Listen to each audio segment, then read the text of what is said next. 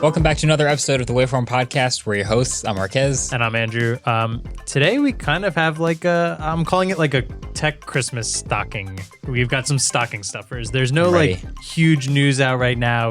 We always see this at the end of Q4 pretty much. Like everyone who's wanted a big item out probably has it already because they need it out for Christmas. Everything had to be on the shelf by 2 weeks ago. Exactly. Or like pre-ordered or anything. So like we just have kind of a bunch of different fun little stories. I've got a new smartphone camera. I've got a YouTube lawsuit. I've got we're gonna wrap it up with our Spotify Wrapped. Also, I like your sweater. Thanks, you too. Are you listening to the audio version or watching the YouTube version? Because if you're watching the YouTube version, you should check out how similar our ugly Christmas sweaters are right now, just in color. We said we were gonna go Christmas sweaters for this episode. When I put it on, because I'd seen yours already. Because the Microsoft one. It's so good. Yeah. The Microsoft kills it with these ugly sweaters every year. Give us a little stand up. Give us a the drip show, fashion drip. Don't know what the kids call it. It's just Minesweeper. It's a Christmas tree shaped Minesweeper. Yeah, it's awesome. And they had the old Windows 95 one a few years ago. That was awesome. But like that one. You posted this and there's something wrong, right? Yeah, I don't know. I didn't know how to play Minesweeper until like high school, and then I realized it was kind of a fun game, but also the numbers are supposed to indicate how many bombs are touching it. Yep. And there's a 1 right at the top of the tree with 2 bombs touching it. What? This was made by Microsoft. How did they get that wrong? So I don't know. It's a little Easter egg maybe. I have 2 questions going off that. One is Minesweeper still on Windows? Actually, I'm on a Windows laptop right now. Yeah, you can check. It's not on Mac. No, it looks like you can't game on Mac. No, it searches for it. Oh man, yeah. No more default Minesweeper. That's kind of sad. Solitaire is the only thing that matters. I mean, yeah, I was a big Solitaire fan. My grandpa taught me how to play that. I also didn't learn Minesweeper for a long time. But like, do people know what Minesweeper is? Is that kind of not like the younger generation probably doesn't know what it is? I think pinball is where most of us had the most fun in Windows 95. That was a good one. That was like XP, I think. I had it on XP, right? Exactly. That was a good one. That was really good. I feel like these just don't come with like standard games anymore. I might be totally wrong on that, but I'm looking. No, it's got like Candy Crush and stuff like that. Kids these days, they don't know. There is there's Solitaire. Okay. We're good. We're good, right. Windows. Good job. Mine is a R2-D2. Yep. Very nice. Covered in Christmas lights with a little X-Wing up here. But very nice. The blues are like almost exactly the same. Oh, wow. Very, very similar. So we could say we matched. Yeah, there we go. We did. Good job. The thumbnail is going to be pretty sick for this episode. Nice. All right, cool. Right off the top, new EV. And you looked at the document and we're like, there's a new EV? And it's a little different. It's still an electric vehicle.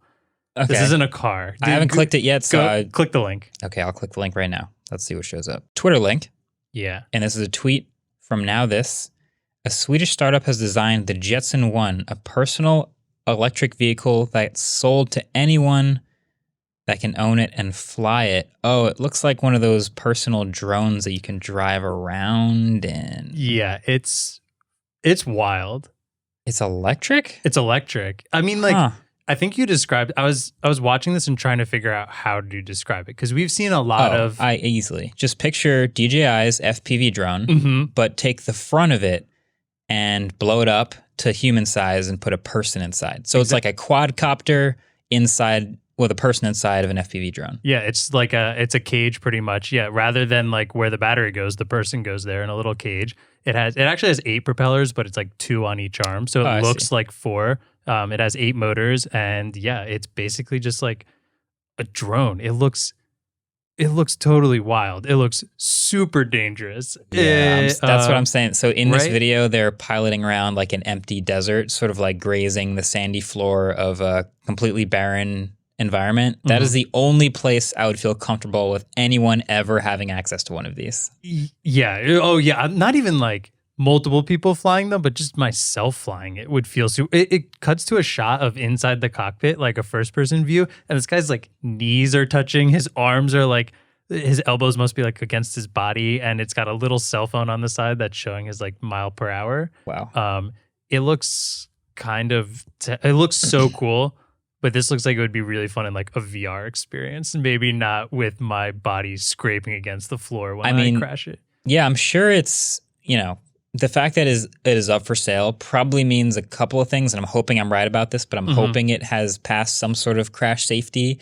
Looks like it has a roll cage, like you can hit the ground and stuff like that. But I already just don't trust people to drive well enough around me that if you give people Z-axis freedom, they're going to be doing wild stuff. So I'm glad they're in like a barren desert and not around like buildings like Spider-Man sweeping in between. There was one quick shot where it looks like an abandoned building. He's kind of near. But one thing I did see on the website is it has like some emergency function where I think if your hands come loose or if you hit the emergency button, there's like no bottom to this. There's no wheels till that looks like it takes off of, or really like your butt basically hits the ground when you get to the bottom. But apparently it has an emergency hover mode. So, like, if you do that, you hover rather than skid across the ground. As someone who's crashed an FPV drone, I will never fly one of these because I obviously don't trust myself. Wait, where's obstacle avoidance? Yeah, this is like, when you put the FPV drone goggles on, you feel like you're already doing this. Like you're flying around at 75 miles an hour, very close to objects you wouldn't ordinarily get close to, but the stakes are so low because if you crash, it's just the drone that crashes, and you take the goggles off and you're fine. So this is a little more adrenaline. He has a helmet on, so that gives he's you an totally idea. safe. He's got a helmet on. That is interesting. I've never seen an electric version of this, so that's cool. No, yeah, I think we've seen other stuff like this in the past. It's not super new, but it's usually these like huge, like, you know, it feels like 4 people can fit in it, but it's really just because there's so much room for the engines and everything like that, and it just seems like this even more somehow dangerous car that flies. Yeah, it's a personal helicopter. Yeah, basically. This feels like a drone though, which I just thought was really, really cool. Like these vehicles are destined to be recreational only forever, right? That's a good question that don't know if I can answer that. It's come up a couple of times. So we were shooting Retro Tech, talking about futurism and why we don't have flying cars yet, and obviously talking about how the Jetsons seem to have this like super safe flying car network. And a bunch of movies have flying cars in them, but then Neil deGrasse Tyson's like, yeah, you can't give everyone a helicopter or it'll be incredibly loud and things will fall out of the sky all the time and that will be very dangerous.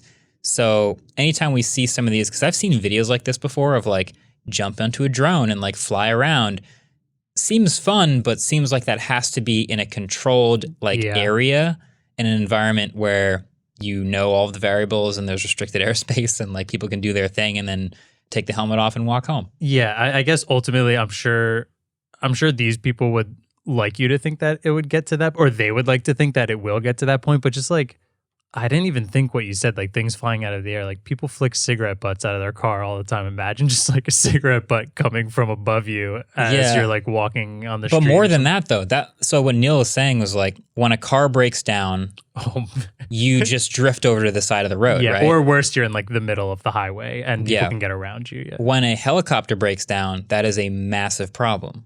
If you give everyone helicopters and you've seen the way people drive, they're going to break down all the time. And there's going to be people dropping out of the sky onto the ground. Are there people underneath? I don't know. So that's why I immediately went there. Too many people who can't maintenance their cars to be able to maintenance something like this and then it going horribly wrong in the air and falling down. Fun recreation though. Fun recreation. Yeah. I mean, I would try it eventually, but I would probably fly the FPV drone for like 30 more hours before I set foot in there. The training for this should be flying an FPV drone with the same controls. Yeah, I bet the controls are pretty similar. I bet.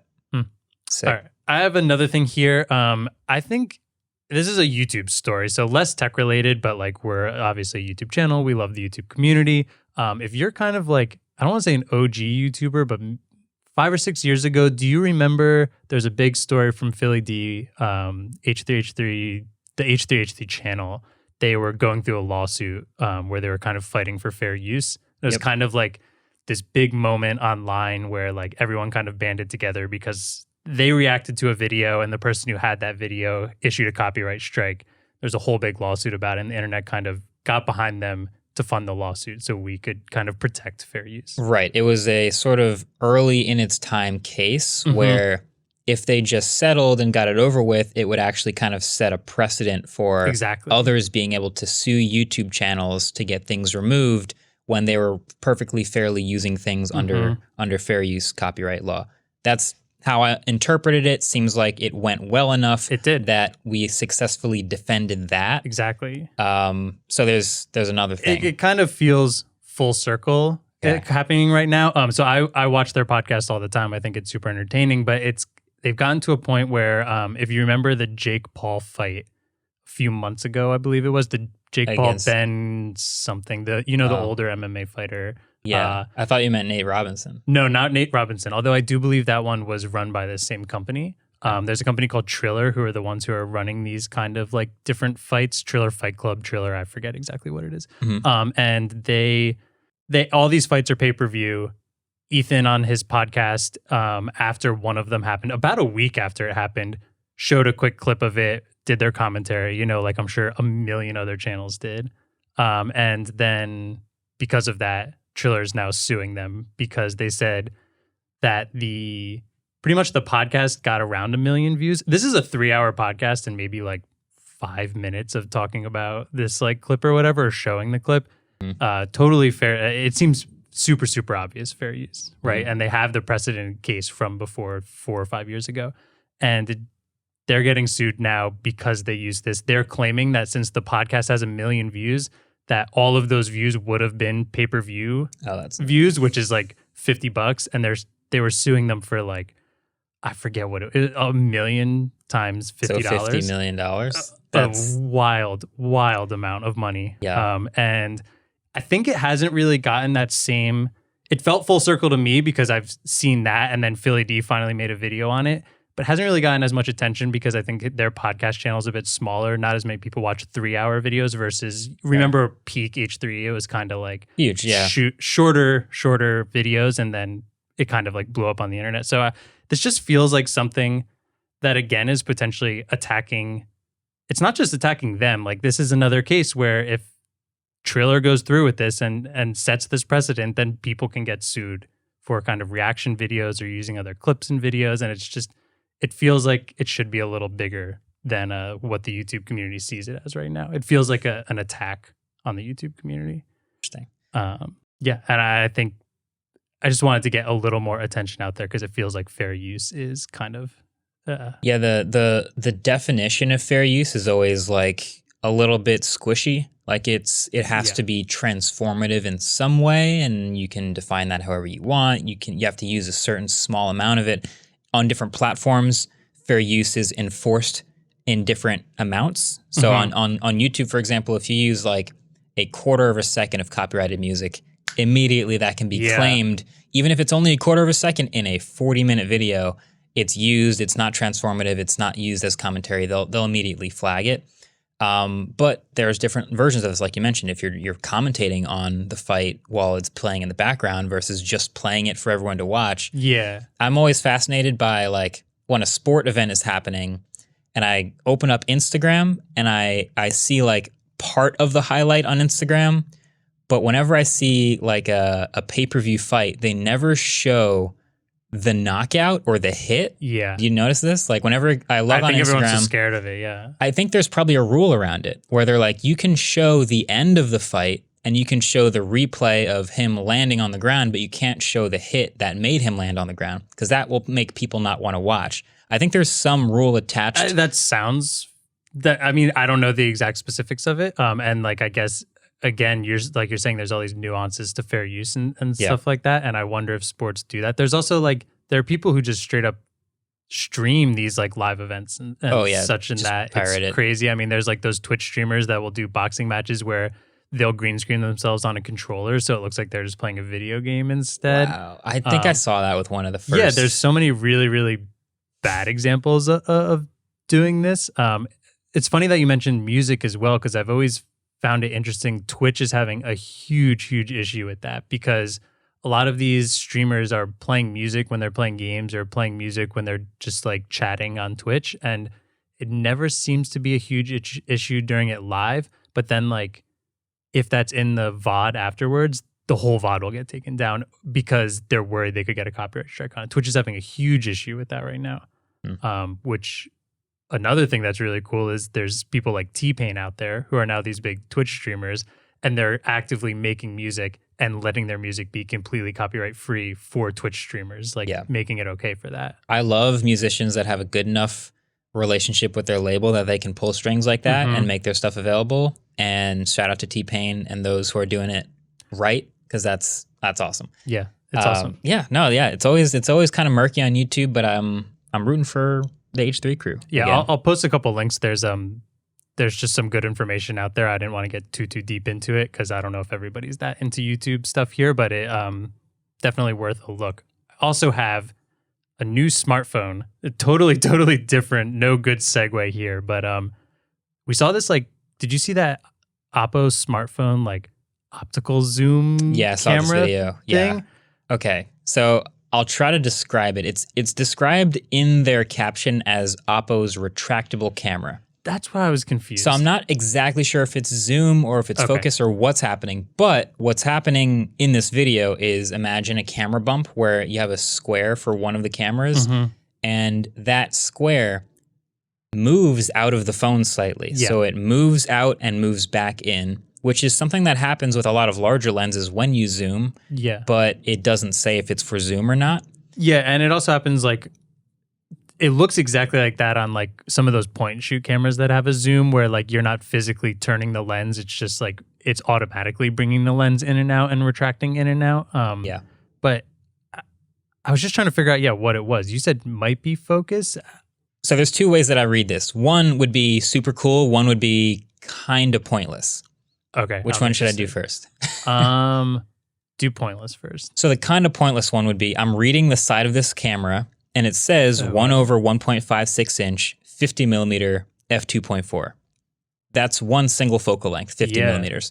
So you know how we have these periscope lenses that are tilted into the side of the phone and use mirrors so that you have a deeper actual lens and then a mirror to just shoot out the side? Yeah. This could just be, this camera is useless until it protrudes out, and then it protrudes straight out, and it's that same mechanism, just not sideways in the phone. So single focal length only works when it's protruded. Only works when it's protruded.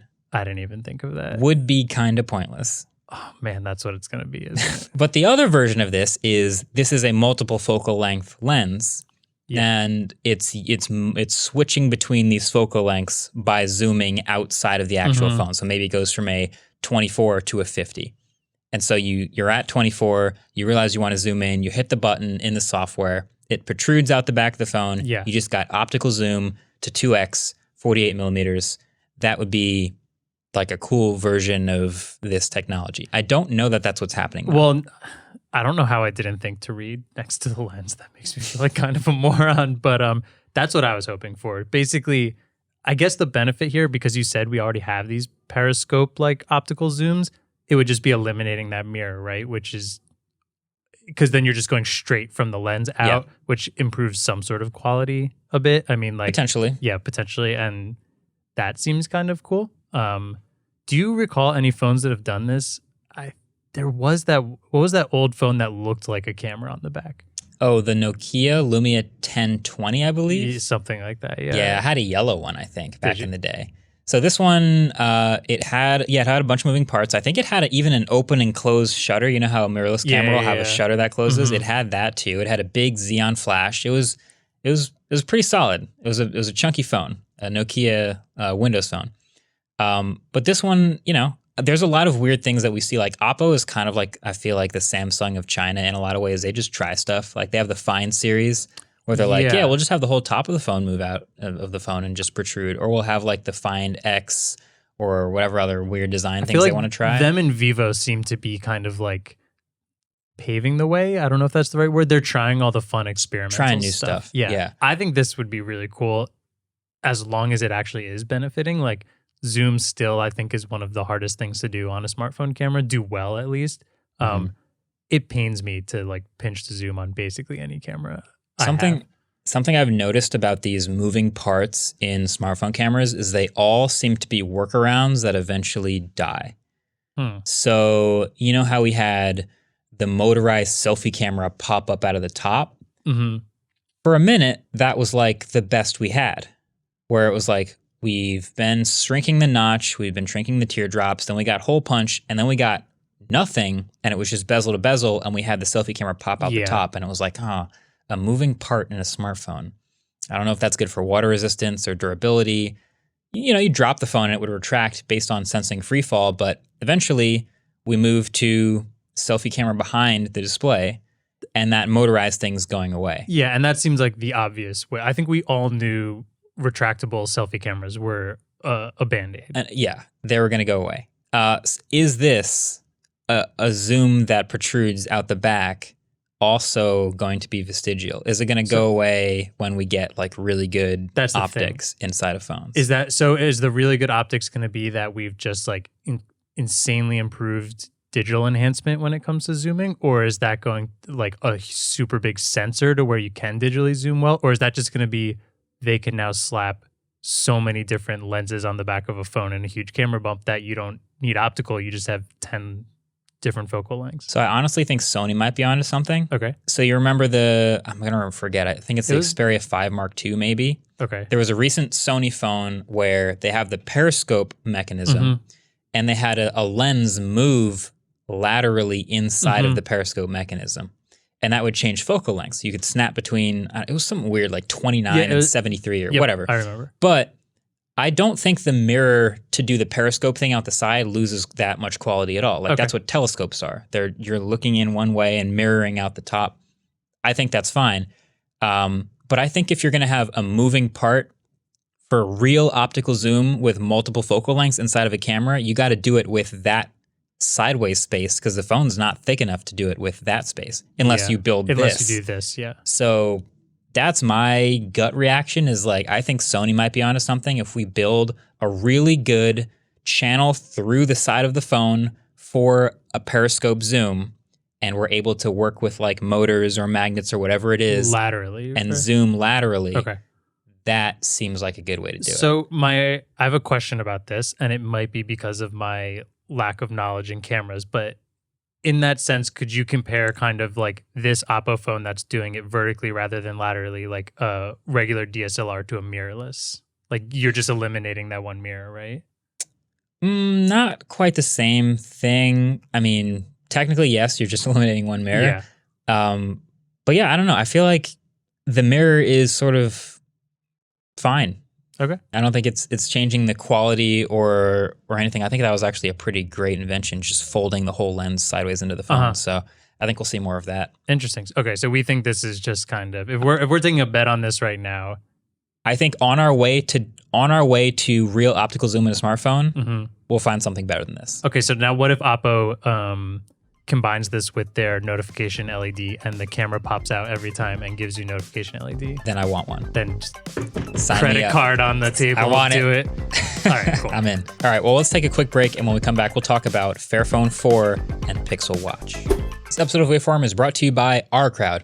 It's safe to say everyone who is looking to diversify their portfolio wants to invest early in the next big tech company. From personalized medicine to quantum computing to cybersecurity, big innovations are happening every day in the world. It's just about knowing where to look. That's why OurCrowd was created. So OurCrowd analyzes tech companies across the global private market and brings those with the greatest growth potential directly to you. From state-of-the-art labs to startups that originate in a basement, OurCrowd searches high and low for the next big thing. Their accredited investors have already put over $1 billion in growing tech companies, and many of OurCrowd's members have benefited from 46 IPOs or sale exits of their investments. With OurCrowd to tell you where to look, you can diversify your portfolio and get in early on exciting, profitable innovations with confidence and ease. So join the fastest growing venture capital investment community at ourcrowd.com/wave. That's ourcrowd.com/wave. All right, we're back. Let's talk about Fairphone 4.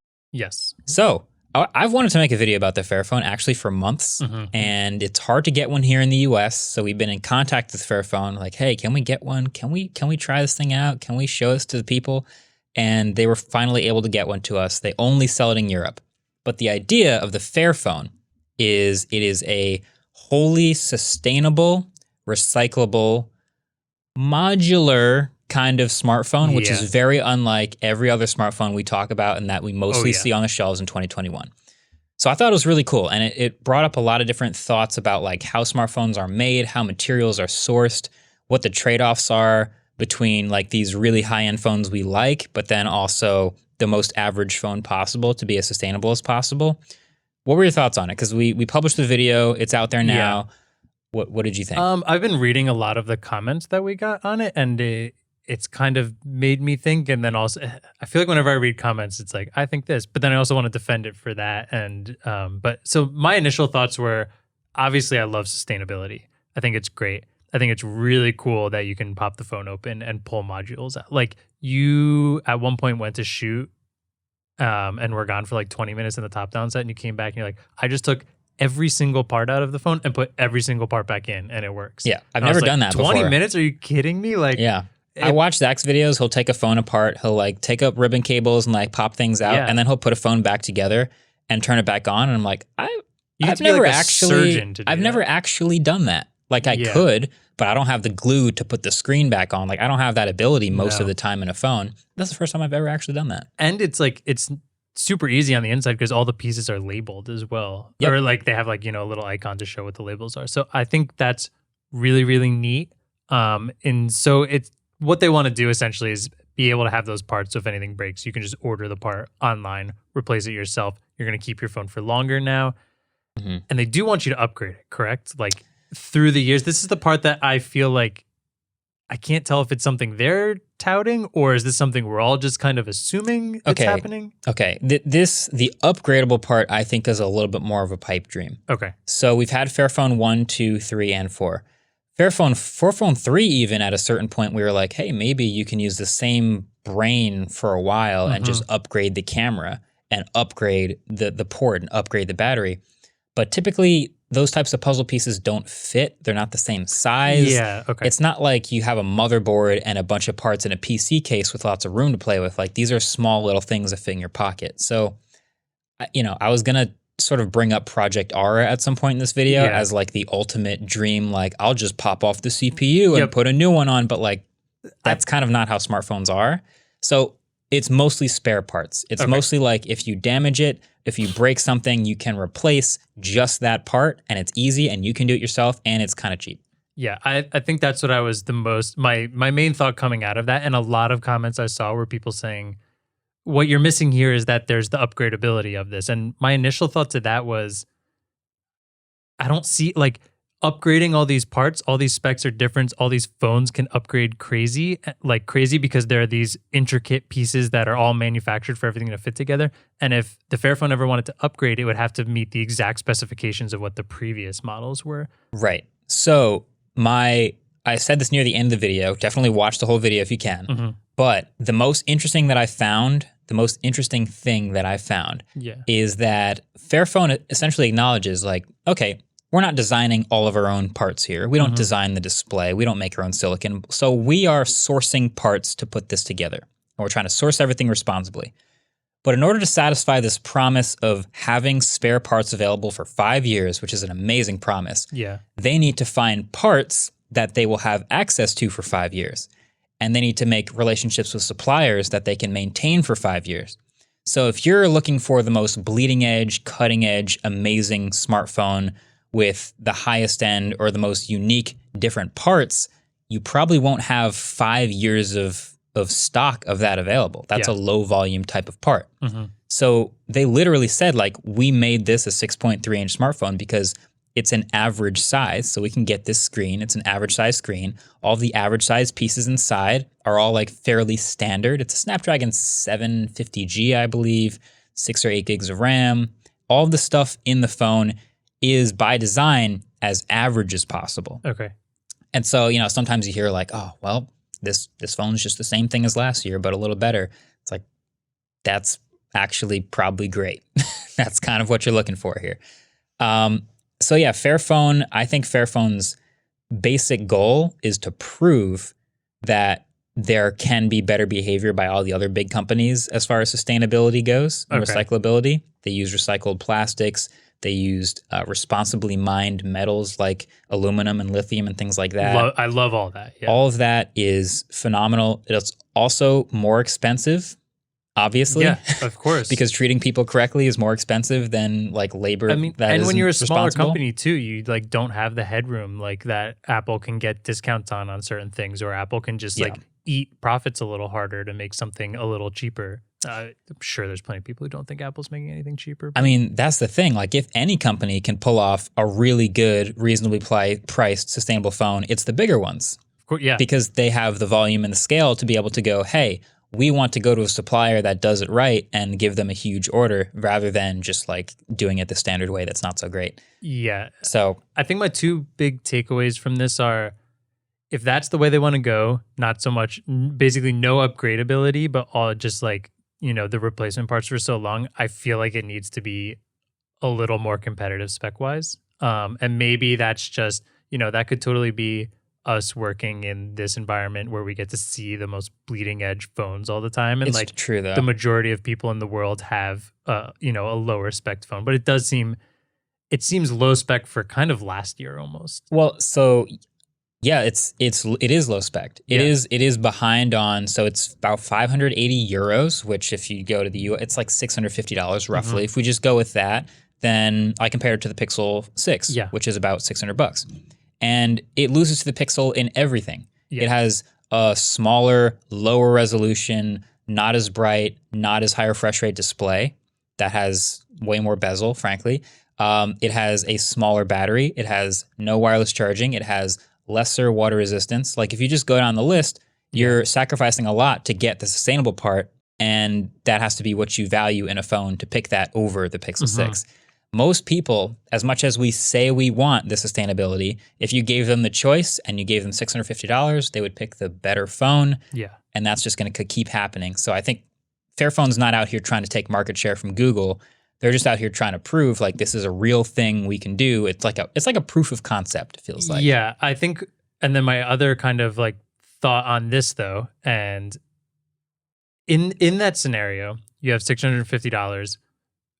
Do you think the majority of people would go for this phone because it's sustainable, or would it almost be more sustainable to buy the best phone you can for that money that you think will have 5 years of updates and you just keep that phone?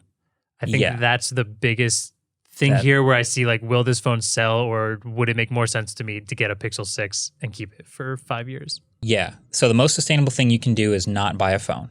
Mm-hmm. The second most sustainable thing you can do is to get a phone that you can use as long as possible. And so the idea with the Fairphone is, if you want to use this as long as possible, great, 5 years of parts, but you won't be upgrading it for those whole 5 years. You'll just be replacing anything that breaks for those 5 years. Whereas if you have a Pixel, in theory, you take good care of it, nothing breaks, you don't have to do any of these replacements, but it lasts the whole 5 years, and then you get a new phone. That's the difference in approach. Okay, so if you're in that bucket, kind of, your thought process is, I'm super safe and I want the best specs possible, or I'm pretty clumsy and I want to keep this phone for 5 years. So this is the better deal for me because I can replace the screen when I drop it on the ground. Yeah. Okay. I kind of like that. But even on top of all that, it's all the material stuff. That's like, I love that. Sustainably sourced. Like, I think that's all cool. I hope it pushes some of these things. I think just my biggest thing is they have to make some splash to make any of these phone companies that are making trillions of dollars to move the needle at all. I hope they do. Yeah. Like, I would obviously love them. My favorite part of this video, honestly, is that we'll be adding sustainability scores into our reviews now. Yeah. That feels like the best I can do. Like, I agree with you. Like, Fairphone has to make some sort of splash. Not even Fairphone. There has to be some incentive for a company like Samsung, Huawei, Google, Motorola, whatever, to change something like that in one of their phones, because objectively they will make less money, they will spend more, it will be a disadvantage for them to move to more sustainable sources for stuff. Yeah. So we need some reason for them to make that sacrifice. So I figure the best I can do is literally reward them for making that sacrifice by highlighting it and sharing when there are sustainable things changed about the way they do things. So it's just, Fairphone's not perfect, but they've done a lot of cool stuff. David and I pointed out there was no charger in the box in the Fairphone. There was no headphone jack in the Fairphone. The Fairphone got a 10 out of 10 for repairability, but the wireless earphones that they made got a 1 out of 10 for repairability. They make wireless earphones? I think they sold wireless earphones alongside the last Fairphone, so nothing's perfect. I think the joke in my video is like, all right, well, are all the computers they use to design the Fairphone sustainable? There's always that. So, you can recycle their phone, and they're pledging as a company to be net e-waste neutral, but Yeah, I think generally the Fairphone represents like a proof of real change that can be successfully implemented and shipped. I give them infinite credit for trying to do this. I cannot applaud them enough in doing this and trying to move the needle. And I honestly wish them all the best in this because I think it's really cool and I think it's really important. Speaking of wishing them all the best, I wish Google all the best at making a Pixel Watch. That's the best segue I can come up with. Yeah, it's, I mean, I added Pixel Watch in here. We're seeing rumors again of it potentially coming in 2022. What I kind of found the funniest here is the minute I started reading an article about this, the opening line was like, the original rumors for this were that it was going to come out alongside the Pixel 3 and Pixel 3 XL. So we've been hoping for this for a little while. Yep. So let's take rumors with a grain of salt. But there is one big thing here that makes this Pixel Watch a little more believable, and that is in 2021, Google acquired Fitbit, obviously a huge company that makes sport watches. Okay. So I guess we're just hoping a little more. I mean, they acquired them in the beginning of 2021. It's probably a little quick, especially with supply chain issues, to get it out by the end of 2021. Next year seems much, much more reasonable. They did a little work with Samsung working on kind of like a collaborative watch this year. But I just want to talk kind of and like, before when I mentioned this, both of you guys said you wanted a Pixel Watch. I think it's a lot of people want a Pixel Watch. I want a Pixel Watch. Here's what I want. Yeah, why? Okay. So the Apple Watch, it's kind of like wanting an Apple Watch for Android. So back in the day, I remember, I don't know what year, but I went to Google I/O and there was a Moto 360. And the Moto 360 was like, honestly, today might still be my favorite smartwatch to wear, just as far as like design. It looked sick. Everyone hated on the flat tire. I thought it was cool. I miss the flat tire. I love that thing. So Moto 360 was great. It plugged into Android kind of okay. And then slowly we saw Wear OS get like worse and worse. And then essentially we don't really get good Wear OS watches anymore. And so this question of, well, what if Google made a Pixel Watch to set the bar so we all can like get good Android smartwatches again? And there's like, you know, Samsung has their line, Huawei's got their watch. OnePlus has a watch. They have a watch. But I don't have a Apple Watch for Android premium type, all of the features, optimized, great display, battery life on par, like all that stuff. I don't have that option and I want one. So I want to remain like cautiously optimistic on the long term. It kind of feels like when we were expecting a really good Pixel phone with like a premium design as soon as they bought HTC. Oh yeah. And it wasn't right away. Like it's not going to be right away. So I think, you know, maybe in like 2 to 3 years, we can expect like a nice Pixel Watch with like a little Tensor chip inside and a nice screen. But I don't think that's anytime soon. No, yeah. If it comes out in 2022, I'm like excited for it, but I don't see it specifically I mean, any watch that comes out will have years to go until it reaches Apple Watch level, because not just is Apple Watch so good and so like meshed in with its entire ecosystem, but the user base on it is crazy. And it seems like so many things people do on the Apple Watch are things like contests or things like all those different achievements that you're sharing with other people or communicating with other people. So it has the user base, which is just something it will have over any Android watch for years and years to come. Even the hardware, I think. Yeah. The Apple Watch's hardware is genuinely really impressive. The haptics on it, like I said, it's my alarm clock. I woke up this morning to like a tap on my wrist instead of like a loud sound. I hate wearing a watch at night, but I love not having an alarm clock because it just that's all it is. So the haptics are amazing. When Tesla comes out, he can just tap you on the shoulder. Oh, Jesus Christ. That would be horrifying. That's like, imagine the sleep paralysis of like a Tesla bot like this.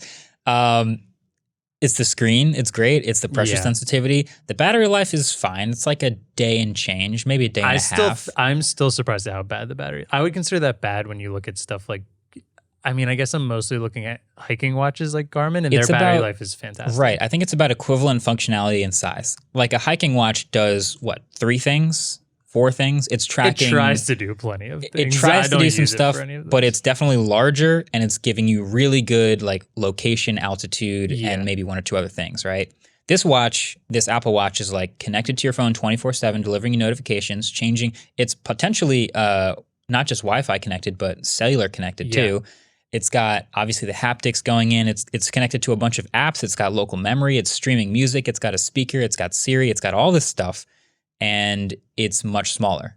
And so I'm fine with it lasting comfortably over a day, because that means at the end of every day I find some time to plug it in and I'm good. But I'm not complaining about it. If we get longer battery life, that's great with me. I just don't know how quickly a Pixel Watch can go from not existing to matching the Apple Watch.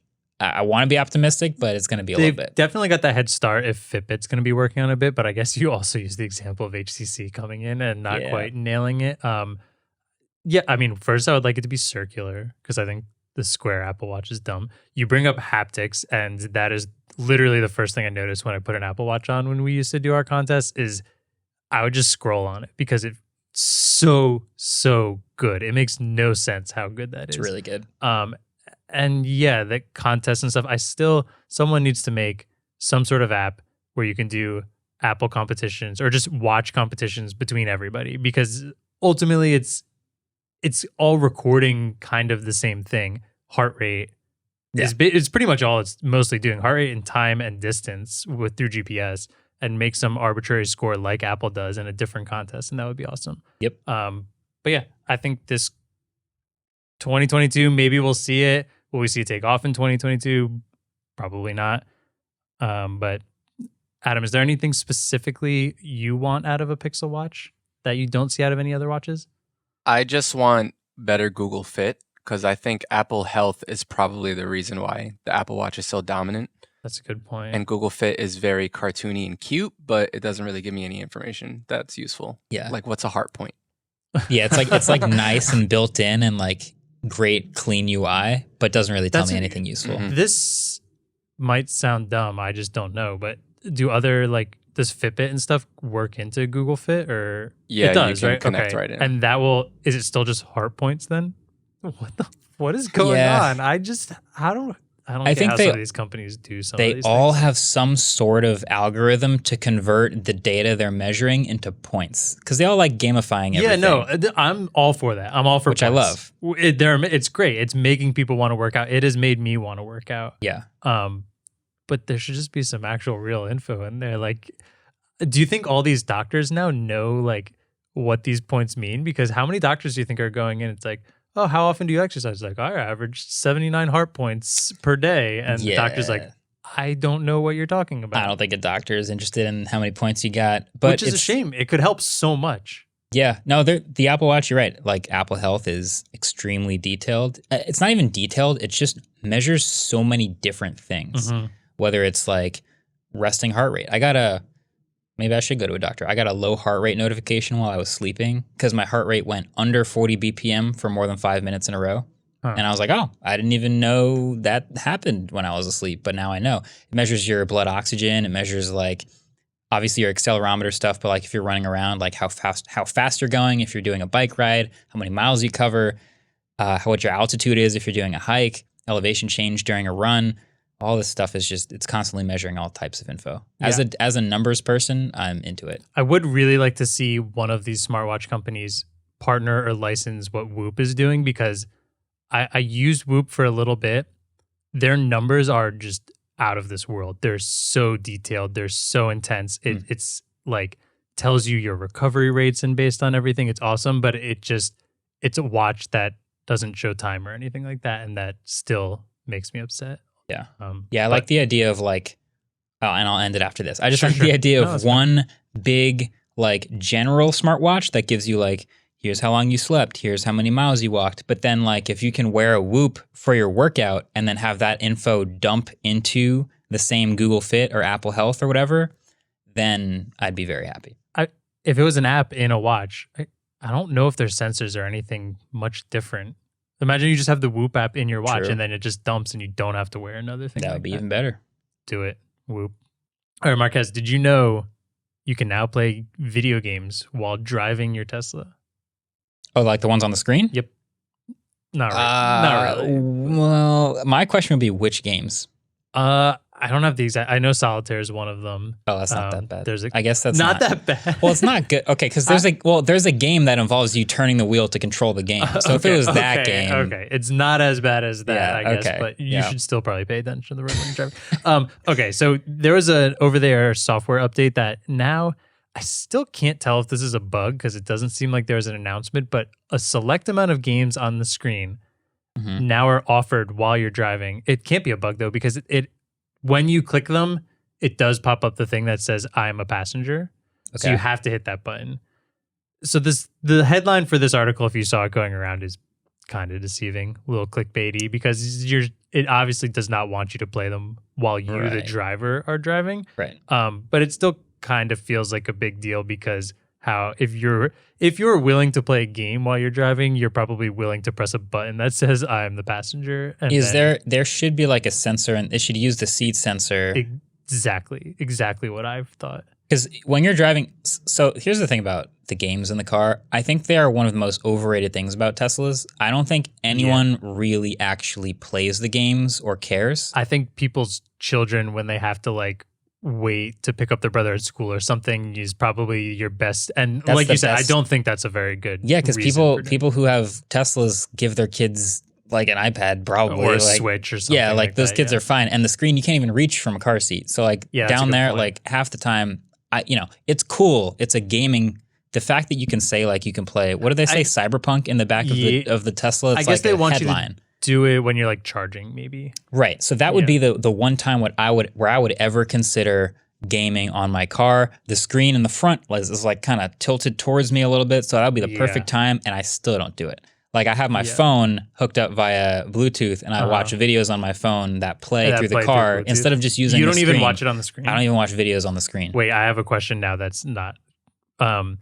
You said there's a game where you steer with the wheel. Yeah, it's a driving game. Have you ever been in the charging station? You see someone parked charging, just like whipping the wheel around. Like if you do, it moves the wheel a little bit. Like the tires on the ground. Oh, the tires move. It doesn't like disengage it. It slightly moves the tires on the ground. That is now my goal is I want to be like at a Tesla charging center just watching someone go wild. It's happening out there somewhere. Somebody out there is listening to this podcast and playing that game while charging their car. And for that one person, I salute you, sir. Yeah, tweet us your high score for that. Yeah. The way you're doing it. But no, I honestly think the games in the car are like a cool like gimmick feature where they can put, it's a cool headline. Yeah, like you have this 10 teraflops of power, but really like it's a cool side effect of having a lot of computing power in the car for self-driving. Yeah. So the fact that you can, like, I don't know that I'll ever be driving someone around and they'll be like, hey, can I play solitaire on that screen while you drive? It's like, no, I'm navigating. I need that. Yeah, that's the thing is it's like the main screen too that people use for driving functions all the time. It seems like a weird... Model 3 has no other screen. Why would you do that to yourself? You can't even... Does the speedometer disappear while you're playing a game? I don't think that's a great idea. I want to turn my wipers on. Hold on, I'm almost done with this level. And just to be fair to Tesla also here is like there are 1,000 other cars that have like when you're trying to enter navigation, you have to click that button that says I'm a passenger. Mm-hmm. Waze. Everyone disregards it. Don't disregard it. I'm not telling you to go out and do that. Please, anyone here, do not play games. Why? Even if your car is in full self-driving or whatever, pay attention to the road, please. But it just felt like kind of a fun headline. Yeah, I feel like the world of Tesla news is a lot of deciphering like how much of a headline is just for the headline versus like actual implications for real life. You know what? If it gives us a couple things to talk about on the podcast. Yeah, this is one of those things like we like break it down and realize that like, it probably won't matter too much. It's fun sometimes too because when you break it down, people who don't drive Tesla, like every time one of these headlines come up, I feel like I learned something new about your experience in one. Fair, yeah. I think there's also probably like parents like reading these headlines like, oh, wow, people are like driving games while autopiloting in their Teslas. What a dangerous concept where it's like, it's probably not actually that big a deal. Yeah, no. But at least now we know. Yeah. We want to give you guys a shout out for listening to the podcast at the end here. So it's December. It's that type of wrap up season where you're looking at the best stuff that happened during the course of the year.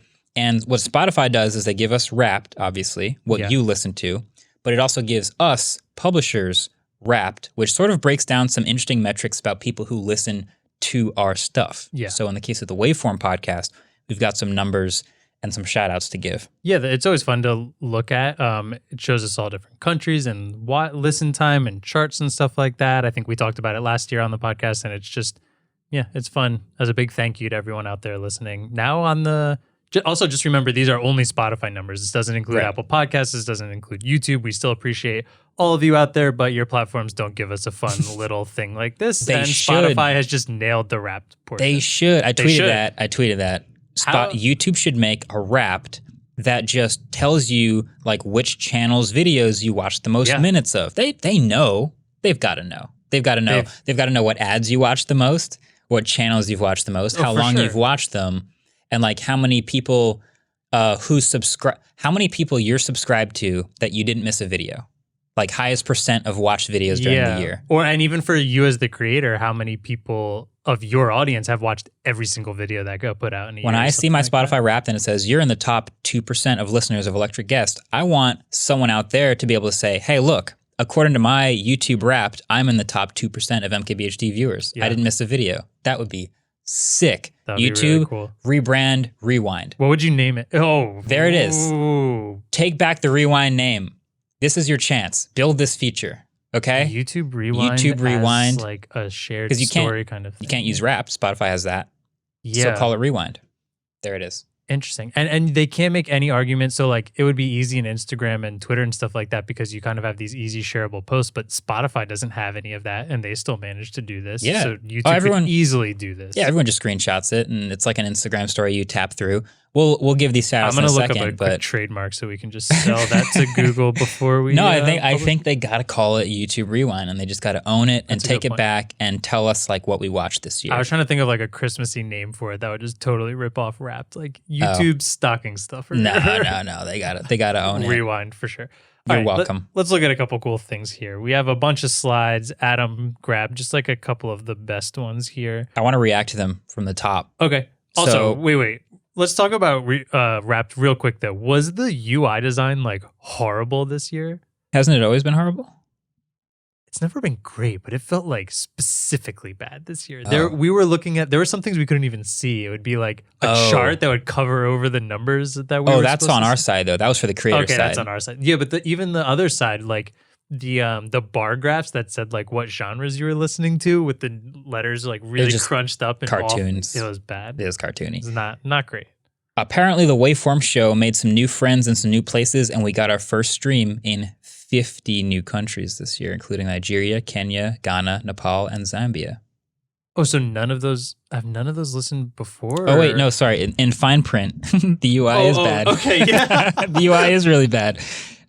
These places loved you the most: Nigeria, Kenya, Ghana, Nepal, and Zambia. Okay. But yeah, 50 new countries. That's crazy because we looked last year and surprisingly, this always blows my mind, a lot of people around the world listen to this podcast. So 50 new ones in 1 year. It's pretty sick. Sounds awesome. This again goes back to YouTube, but when I look at YouTube analytics, you can really get super granular with like how many people from this country in this age on a mobile phone watched this one video. And there'll be like 2 people from this one country. It'll be like a very small country. Yeah. From a random island country will have watched this video on a phone. I can see like the resolution of their phone. Like Google Analytics tells me everything. Fascinating stuff. Shout out. Yeah, and we also, this is just a little fun one that might be a tad humble brag, but in technology, the first day in 2021 that we made the top of a chart was January 1st. That's pretty sick. Pretty sick, right? That's pretty dope. And my favorite part is at the bottom, it says, we have a feeling this won't be the last. And I really hope it wasn't the last because we had a lot of room to get there again. Charted on the first day. Was there an episode live on that day? Probably not. No, I don't think it was even live that day. So that means we were doing pretty good. Yeah. You guys are killing it. In its first week, listening peaked in India on Friday, which is days of release. So that's awesome. Your fans listen to it mostly at night, probably because of when we release the podcast is probably at night in India. The middle of the night, yep. So shout out. I can say I'm not someone who listens to podcasts at night. I guess maybe my ride home if we're here late. But shout out India, y'all listening at night. That's dedication. If you're listening to this or watching on YouTube, leave a comment when you consume this podcast. When and where you are. Morning? On commute? Do you put us in the pocket? Earbuds? During a run? Let us know. Yeah. How are you consuming Waveform? Let us know. I do want to know. Actually, that would be cool if Spotify was a little better, like YouTube, being able to get deep into those. It probably has it, just it's not as cheery and poor UI to put it into this. And then after India, the US was next on Fridays. I'm a little confused by this slide, if I'm being honest. The UI. Ultimately, it was played in 105 countries. Shout out to every single one of those countries for listening to Waveform. And we had some impressive growth numbers that it made a little bar graph out of. Plus 38% followers on Spotify, plus 11% in hours listened versus last year, and plus 6% in streams. Those are all great positives. I'm glad there's no negatives. If there were, Spotify didn't show us to them. Spotify didn't show us the negatives. Spotify for not making us feel bad. Appreciate the pat on the back there. We were also in the charts in 8 countries for a total of 304 days. Okay. Big shout outs to the podcast. The podcast listeners are coming through on Spotify. They're coming through different countries. That means we were on a chart for almost every day of the year. Right. That's awesome. 25,055 fans listen to you more than any other podcast on That's Spotify. gotta be my favorite one. That's my favorite stat, but here's the funny part about that.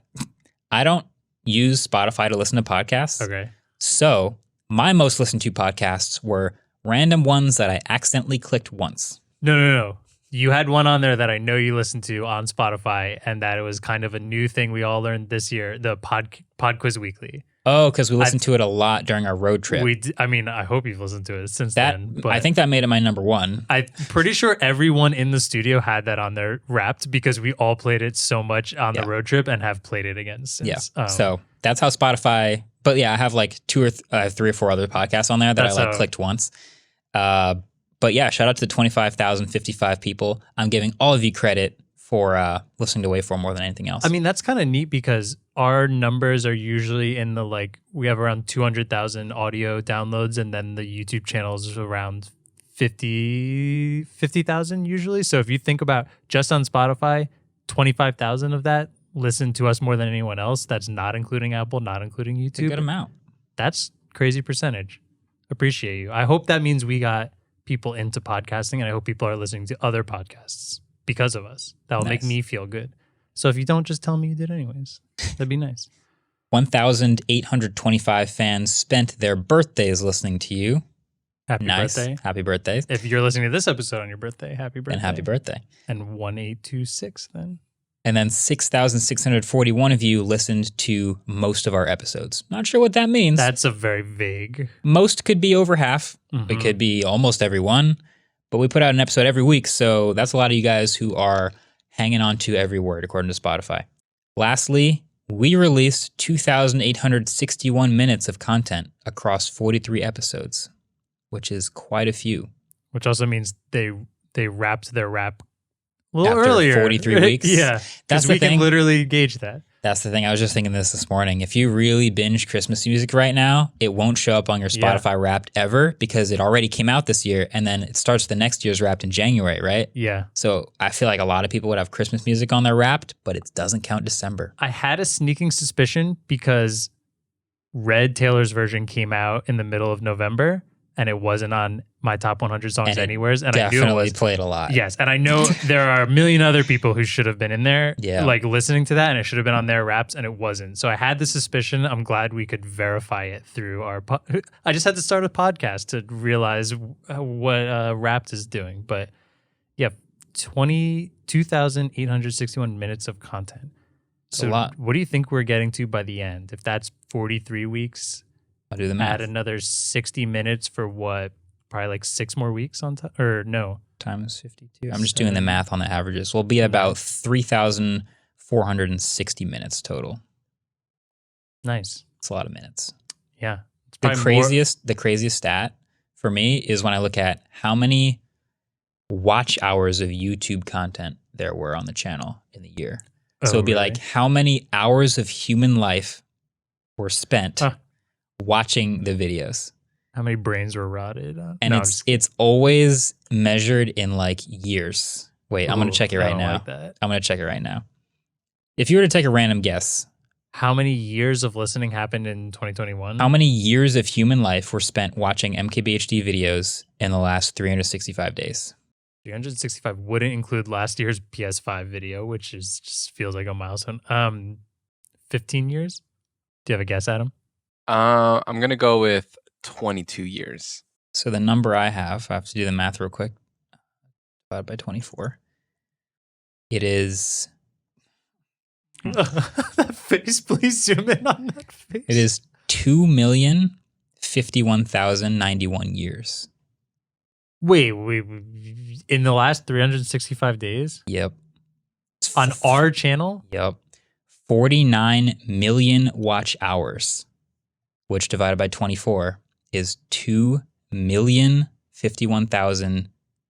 Wait, can you do the watch days, hours? Sorry, days. Oh. Divided by 365. Dude, we should cut out my awful math there. The world. Yeah. Do not cut that out. Divided by, I needed, hold on. Our viewers have not seen the sun in 365 days. 5,619 years. Okay. It's sad that seems so little now because I just thought it was 2 million. 5,000 years. That's crazy. I guess 15, you guess 22. 22,000? No, 22 days. 22 years? 22 years. That's 5,600 years. That's still wild. Do you want to know how many the podcast is in years? Yeah. 92.5 years just for the podcast in 2021. First year as a video. That's, longer episodes. That's a lifetime. Somebody's life. An entire human life. Okay, I'm done. We sacrificed a life for the podcast. It's a little strong wording, but sure. No problems with it. I think we ended on that then. Yeah. Let's. Thanks for listening to Waveform in 2021. We're not done yet, though. We've got a lot more year-end stuff. It's December. You already know how it goes. But if you haven't already subscribed on YouTube, make sure you do that. And of course, we'll see you guys next week. Peace. Waveform is produced by Adam Molina. We are partnered with Vox Media, and our intro-outro music was created by Vane Sill.